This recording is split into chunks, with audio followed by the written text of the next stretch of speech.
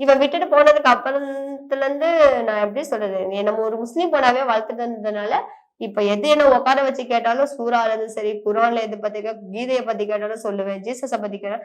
ஏன்னா அங்க அந்த ஹாஸ்டல்ல இருந்து இருந்து இந்த கடவுளை பத்தி இப்படிப்பட்டவங்க, இந்த கடவுள் இப்படிப்பட்டவங்கன்னு சொல்லி கொடுத்ததுனால அந்த 3 பேரைய பத்தி எனக்கு எல்லாமே நல்லா தெரியும். இவங்களுக்கு அதான் பொட்டு வைக்கணும், இவங்க பொட்டு வைக்கிறதுல ஏதாவது ஒரு ஃபங்க்ஷன் போனா பொட்டு வச்சிருந்தா போவேன். இப்ப வரும்போது கூட வச்சிருந்தாக்கா ஸ்டிக்கர் போட்டு வீழ்ந்தது. அப்படிலாம் இல்ல. எங்க வீட்டுக்காரரு வந்து பீரியட்க்கு தான் நான் போனேன்.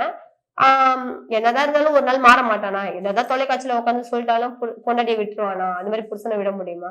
அப்படின்ற ஒரு ஆமா விளையாட்டுத்தனமா அது வந்து அதோட சீரியஸ் எனக்கு அப்ப புரியல. எல்லாரும் கேட்கிற அளவுக்கு வச்சுட்டு இருந்தா நம்ம அப்பா அம்மாவும் நம்மள வெறுத்துட்டாங்கன்னு ஒரு தடவை உட்கார்ந்து யோசிச்சேன்.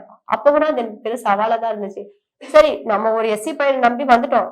அவங்க முன்னாடி வாழ்ந்து காட்டினா முடிஞ்சு போச்சு. எப்படின்னு இந்த பொண்ணு சொல்றதெல்லாம் உண்மைக்கெல்லாம் போச்சு.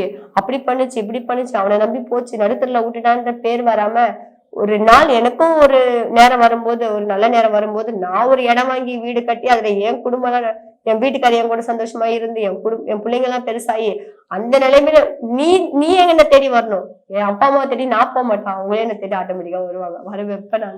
அது வந்து அப்படி சொல்லலக்கா. அது வந்து நான் சொன்னேன், நீங்க ரிலேட்டிவ்ஸ்ல வந்து கேட்டு பாருங்க மேடம், நான் இருக்கிற இடமே தெரியாது அப்படி. நீ இருக்கிற இடம் தெரியாத அவங்களே நக்கலா பேசினாங்க. அப்போட நான் அதை வந்து பெருசா எடுத்துக்கல. அது இப்ப ஆமா அவளா இவ அப்படின்னா இது பண்ணிருக்காங்க. அதெல்லாம் நான் பெருசா நினைக்கலக்கா. ஆனா உங்க வீட்டு பக்கத்துல இருக்கவங்க கூட தெரியாதா நீங்க தான் அப்படின்னு?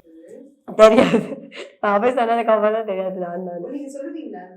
நான் சொல்ல ஆமா அன்னைக்கு நான் ஒரு டைம் பேன் கார்டு வாங்க போயிருந்தேன்க்கா. அப்போட கேட்டிருந்தாங்க.